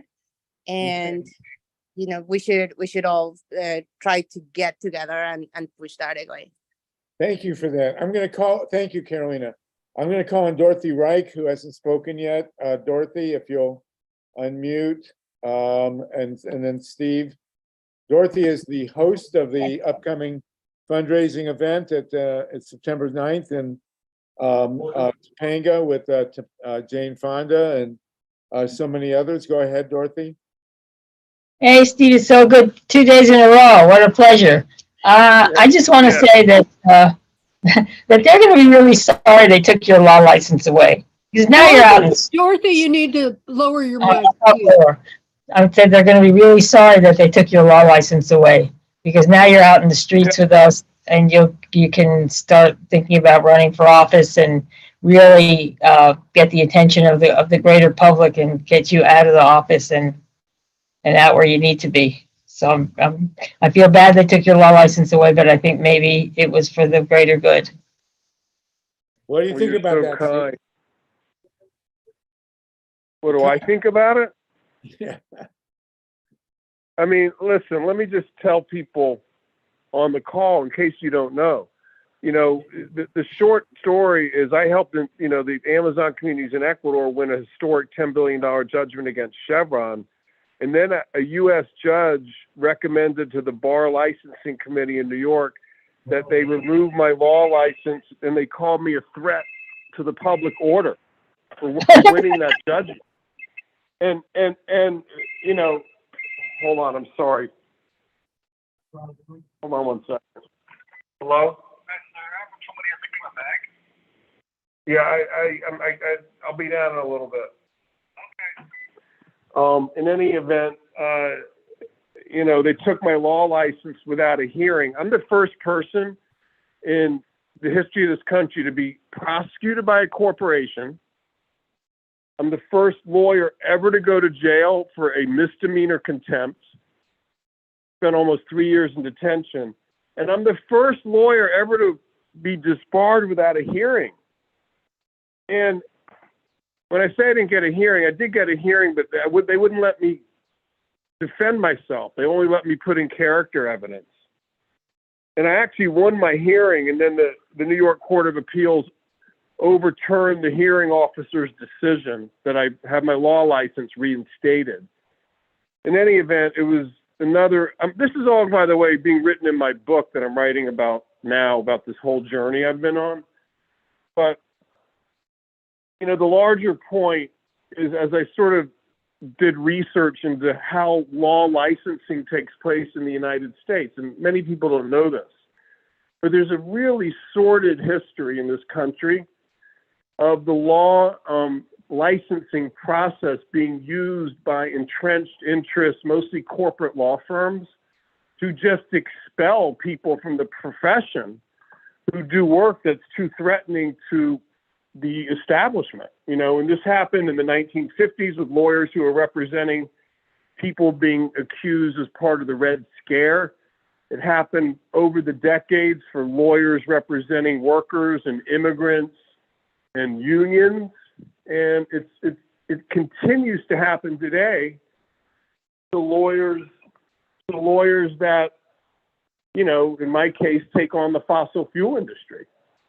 So I got disbarred without a hearing, and I hope actually to get my law license back at some point. But in the meantime, I'm continuing my advocacy, as you can see. And you're doing great work at it. I want to call on Justin LeBlanc and Tatanka, and then Mila and Vinny. Justin hasn't spoken, and neither has Tatanka. So go ahead, Justin. I'm reminded, Dorothy, you reminded me of that old Beach Boys song that she'll have fun, fun, fun till her daddy took her T-bird away. So I guess it's similar to taking your law license, but we won't stress the analogy. Go ahead. Justin, Tatanka, Mila, and Vinny. Well, so you know whose license we can take away? That would be multinational corporations. They actually have passed a law in Minnesota, and there are bills going through other states, even through Congress right now, including the bill 6583. But that actually will, according to SEC and US Chamber of Commerce, establish thresholds of 1% individual and 5% group ownership. Those who corporations that have foreign ownership at those levels can be banned from participating in elections, content production, and so that would actually do a lot to level the playing field and even boost Teamsters and other local unions, domestic unions, so that we can have a domestic voice again and not be drowned out by the big money. Now, the other thing about license to thrill would be that when it comes to a just transition, we need good energy solutions. So things such as solar canopies for your cars will allow you to have more battery operated rather than fossil fuel operated vehicles. And if anybody wants to talk with me more about that, that's my actual engineering training. Great, good for you. And we're also starting to put solar panels on top of aqueducts and canals, which is a big deal and needs to push forward. Thank you for that, Justin. Tatanka Bricca, go ahead. Steve, hello. It's so good. I just want to thank you for your life and your life's work, and also Carolina.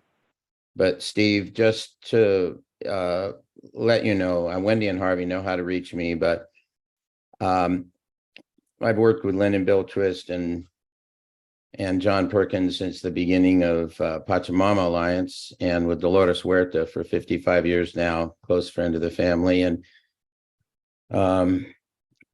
with Danny Sheehan and Sarah Nelson now for over a decade. And just want to say that, you know, you're there with Leonard Peltier and Julian Assange. It's so very important that you're still alive and that we can rally behind you, and looking forward to your book.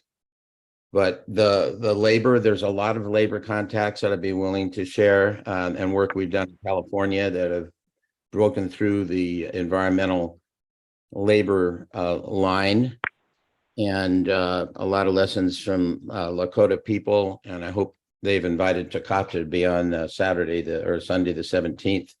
Takata Iron Eyes, youth leader from there.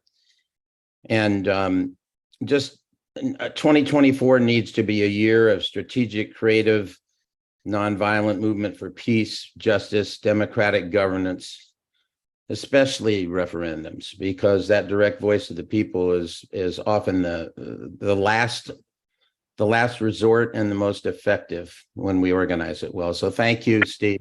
Thank you very much. Thank you for that, Tatanka. We appreciate it greatly. Myla, Vinny, and Mimi, and then we're going to be almost out of time. If you want to get Hey, to Harvey. Yeah. Harvey, I don't know if you can hear me. So I just want to respond to that last comment and Please, thank go that ahead. gentleman.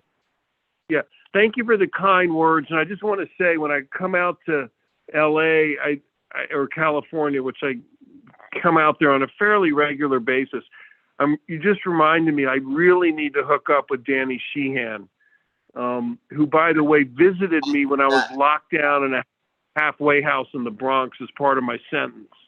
And anyway, please send his contact, if you know him or have it, to me or through Harvey or Wendy. I really want to connect with him, and I wanted to thank you for what you've done and for your kind words. Lynn and Bill Twist and John Perkins are three people I've known for 25, 30 years in my work in Ecuador, and I have nothing but intense admiration for them.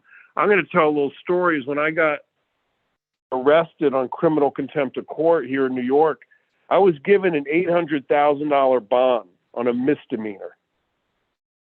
You know, Donald Trump just got a $200,000 bond, and he's been charged with 91 felonies. I got an $800,000 bond, and I got locked up at home on house arrest prior to my trial. And they were trying to get me, they knew I had virtually no money, and they were trying to get me put in jail pending a misdemeanor trial. And the people who posted my bond are Bill and Lynn Twist. Well, you and Tatanka should know each other. Tatanka works hand in glove with Danny and Sarah. So make sure that you've got each other's contacts, please. I will, Danny speaks warmly of you, and I know about that time when he went out to be with you, and I'll get the word to him right away. Thank you. Yeah, Wendy, if you can make sure that Tatanka and Steve have shared contacts, because I know Steve's not on the Zoom, that will be I'll great. send it again, and we definitely keep Danny posted, and we still want to have you involved in that project I told you about, Steve. It's just been taking a little while, but we'll definitely keep you in the loop. You're there in spirit, even if you don't know it. You're with us. We got you. Great. Okay, this is what these calls are for. We've got 6 minutes to the top of the hour. Myla, Vinny, and Mimi.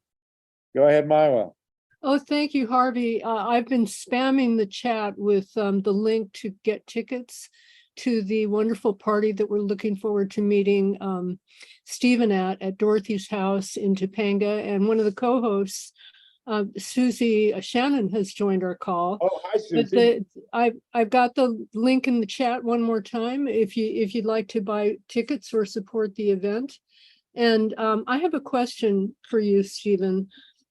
Yesterday during the PDA Sunday call, you gave such an extraordinarily inspiring speech or talk, and you were really emphasized how we have to keep hope alive, and someone earlier on the call said, well, it doesn't matter who we elect because they all get corrupted in the end. And although many people do get corrupted, I'm sure that Republicans and fascists would like nothing better than for us to think that that there's no use in voting. So I think that that is a very counterproductive approach personally. But what I wanted to ask you about actually is about Sheldon Whitehouse. You had mentioned a book that he wrote that you recommended that outlines the corrosive and corruptive power that corporations have over our policy and our elected officials, and specifically how they intervene on behalf of the fossil fuel industry. And you may or may not be aware that Sheldon Whitehouse has also been advocating for nuclear power as a way of approaching the climate catastrophe. And he's actually sponsored legislation that has passed to fund the nuclear power industry and the development of more nuclear power. And I'm just wondering if you have any way of getting to Sheldon Whitehouse, because he's such a marvelous leader. And we're really hoping that he can be educated so that he understands that nuclear power is just a reckless and dangerous approach. And it's unnecessary because we really have all of the technology, safe, clean technology that we need to address the climate crisis without nuclear power. Thank you.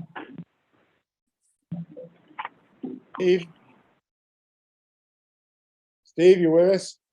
Well, yeah, thank you for that. I did not know Senator Whitehouse was such a proponent of nuclear energy until you just said that.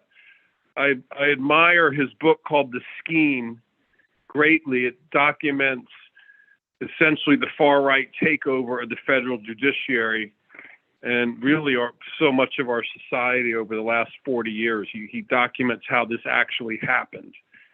And it's one of the better books I've read in recent years. It's called The Scheme. But I'm not familiar with his position on nuclear power. I think that to try to address the climate crisis by using more nuclear power is not a wise way to go about what we all know needs to be done. So I hear you on that. And if I ever have a chance to talk to the senator, I'll try to engage him on this issue. Thank you so much. Thank you for that, Marla. Vinny, and thank you, Steve. Vinny, Hey, I know we're short on time, so I'll be incredibly brief. I hate to be a Donnie Downer, but I was on the PDA call the other day where you were called out to be a politician. And Stephen, I got to tell you, I think you'd make a horrible politician because you're honest, you're decent, you are not willing to sacrifice your principles to protect your own safety and well-being. Ergo, you'd just be a horrible politician, all kidding aside. I'm going to do everything I can to be at the event on Saturday, and I need to speak to you. I sent you an email a while ago regarding Julian Assange. It probably ended up in a spam folder. But if we can't speak at that event, Wendy can give you my number and you can reach out to me. Yeah, that's great. Find me at the event because I'm going to get there early and stay late so I can talk to people. Perfect. That's great. That's great. And I want to thank everybody for your kind words about my knee surgery. It went all right. I had the left done a year ago and now I have the right. And I guarantee you one thing, I will never have another knee replacement. So there we go. But thank you, everybody. I greatly appreciate it. Mimi Spreadberry, and then Mary, and then we're about pretty much out of time. If you want to raise your hand and get in, we'll get you in, but do it now, please. Go ahead, Mimi. Thank you so much. Hi, everyone. It's great to see everyone. Tatanka, Wendy, Sluggo. I was on the PDA call yesterday, Stephen. It's great that you're here again. Thank you so much for getting your message out.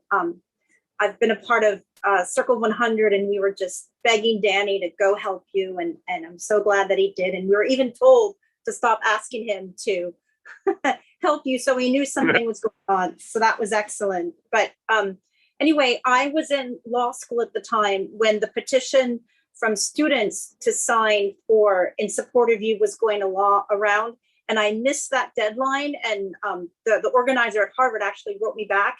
So I was wondering, I'm on leave now, so I can't sign a law student petition. I ran out of money for law school, shocker. But is there another petition where, you know, we ordinary folks can show our support, so you may get your bar license back? And Danny had asked me to look into the hearing when your license was taken away, because in California, that's public record. And I didn't know that in New York State, it's not. So I sincerely apologize that you lost your law license. Thank you. Sure. So thank you for your question. What's that? Go ahead. Yeah. So I was going to say that the hearing where they wouldn't really let me present evidence other than character evidence, there is a public record of that. We actually videotaped the whole hearing, and there's a videotape of it. It's really an extraordinary hearing. And you know, we can make that available. And I don't remember the other part of your question. Remind me.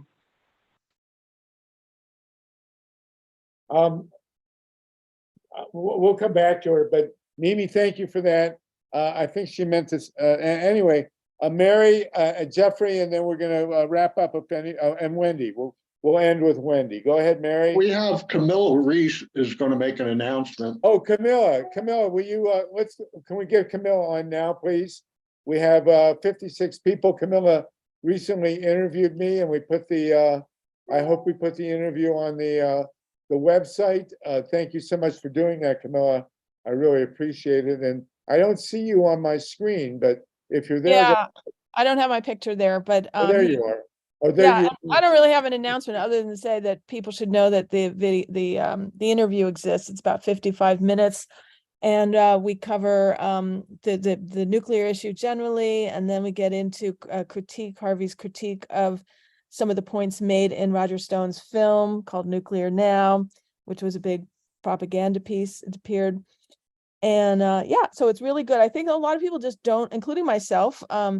I didn't really understand the nuclear issue that well. And I think that the more people that get to understand it, the more resistance there's going to be, particularly now focused on the Diablo Canyon situation north of LA, where there's an opportunity in October to when it gets shut down for refueling the plant there, to not have it open again as a big Harvey, you can tell them about the Mothers for Peace and the activists focused on that, right?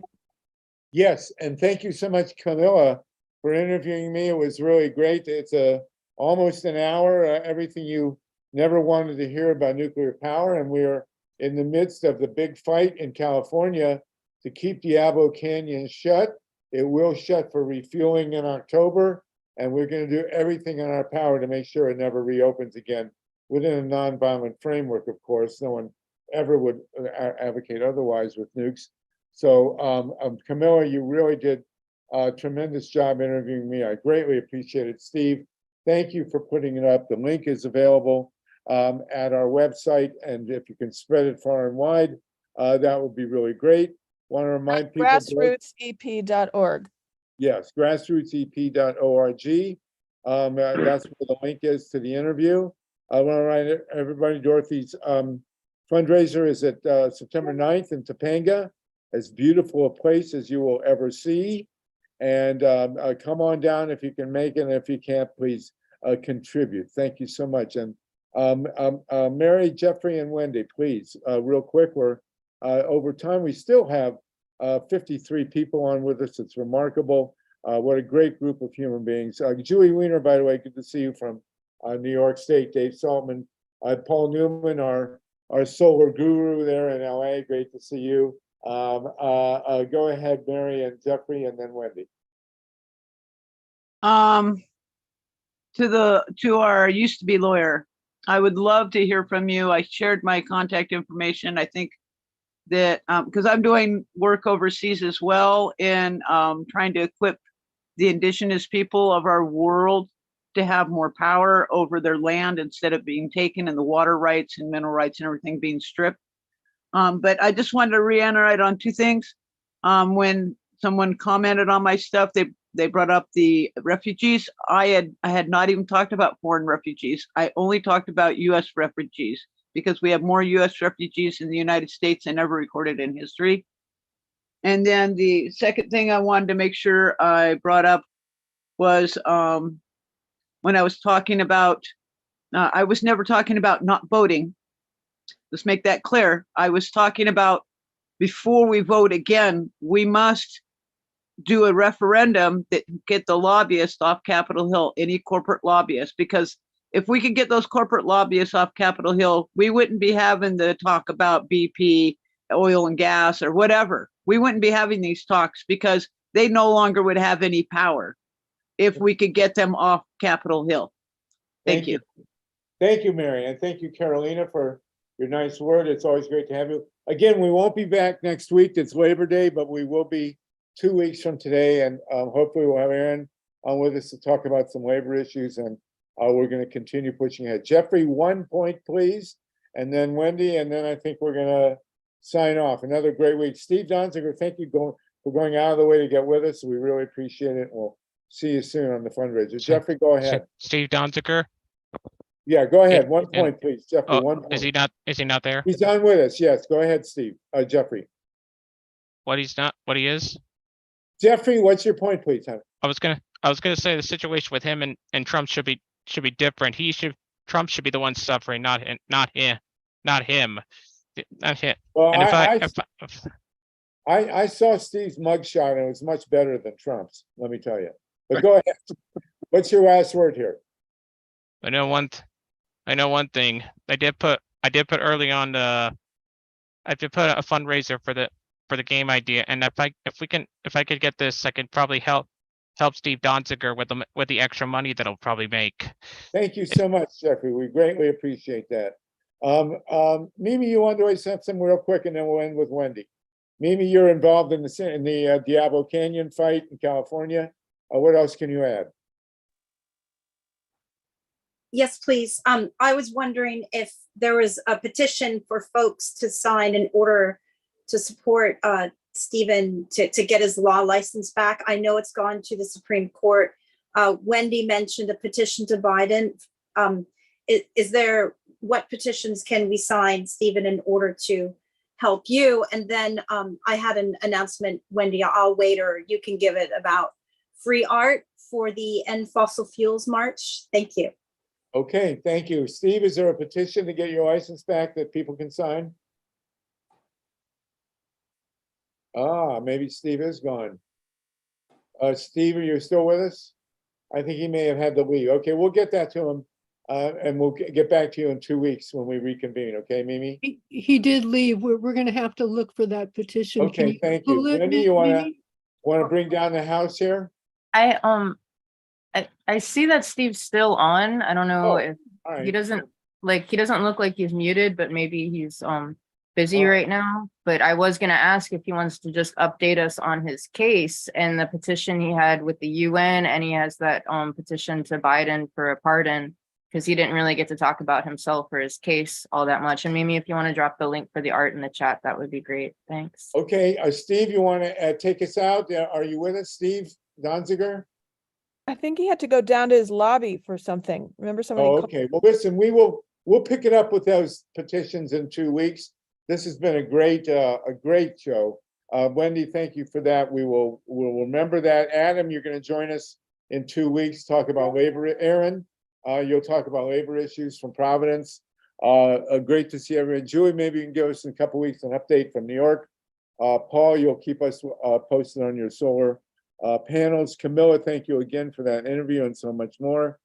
Dave Saltman, always great to see you, and we'll be talking about our various projects as we go ahead. Everybody, oh, Laura Chamberlain, great to thank you for joining us from Chicago, Laura.